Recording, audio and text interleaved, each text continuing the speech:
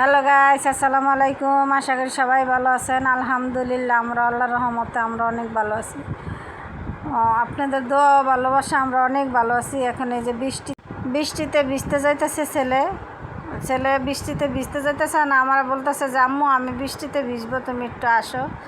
এখন কি করব, এই যে ছাদে গেলাম, ছাদে যায় বৃষ্টিতে ভিজাইতেছি ছেলে বৃষ্টিতে ভিজতেছে আর আমি এখানে দাঁড়ায় রয়েছি। আমিও ভিজতে গেছিলাম, যাই দেখি যে বৃষ্টি অল্প অল্প বৃষ্টি। এই বৃষ্টিতে ভিজা মজা নাই।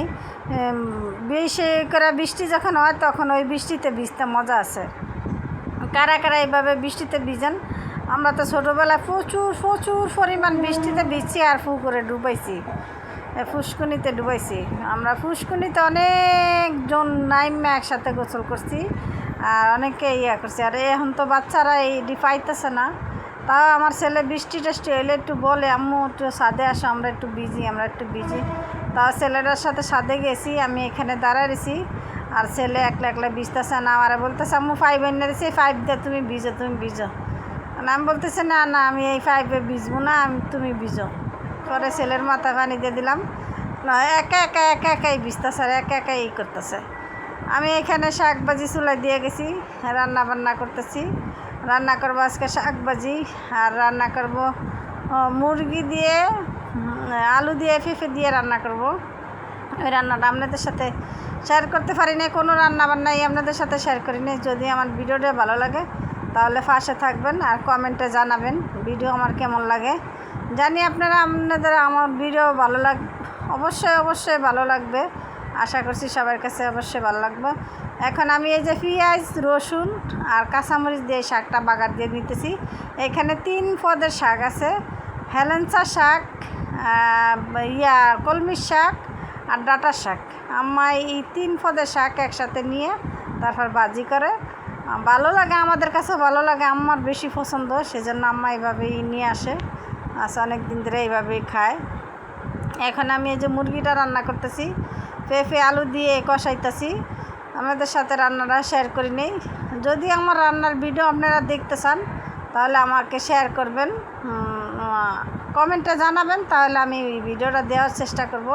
আর এখানে কেটলিতে আমি গরম পানি করে রাখছি, গরম পানিটা দিলে আবার সুবিধা হয়, তাড়াতাড়ি হয়। আজকে জুমা মোবারক সবাইকে, আজকে শুক্রবার দিন, জুমা মোবারক সবাইকে।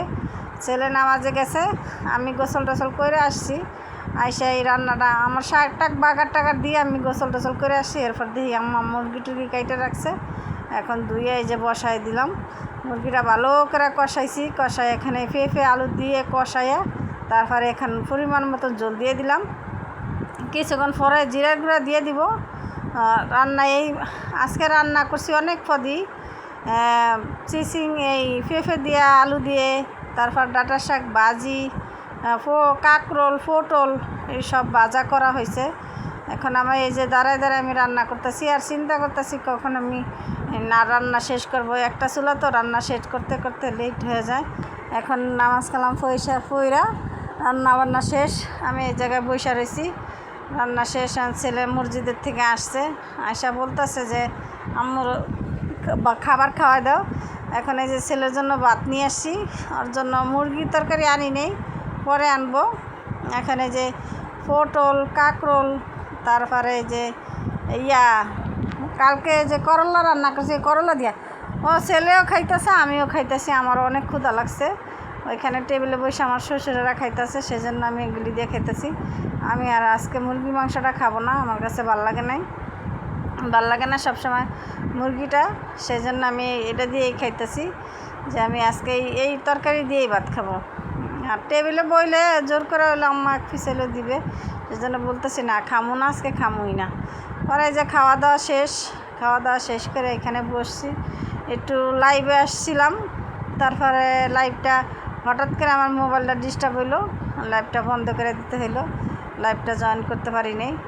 যদি আপনারা আমার ভিডিও পছন্দ করেন বা কে কোথা থেকে দেখেন, দেশ ও দেশের বাহির থেকে, যেখান থেকে দেখেন কমেন্টে জানাবেন। এখানে আমি চুলে বেনি করতেছি, ফ্রেশ বেনি। আমার মেয়ে, আমি অনেক চুলের অনেক হেয়ার স্টাইল করতে পারি, কিন্তু করতে পারলে কি হয়েছে, আগে মেয়ের আমি করে করে দিতাম যখন ছোটোবেলা ছিল। এখন মেয়ে বড় হতে আমার কাছে বসেও না, আমার ইয়েও করে না।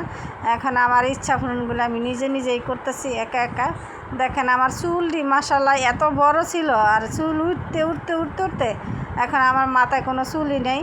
তারপরে কত কিছু দেওয়ার চেষ্টা করি চুলের জন্য, যত্ন করলে বলে রত্ন মিলে, কিন্তু চেষ্টা করতেছি চুল সবই পড়ে যাইতেছে, একটু বড় বড় হয়ে যায় আর চুলটি পড়ে যায়।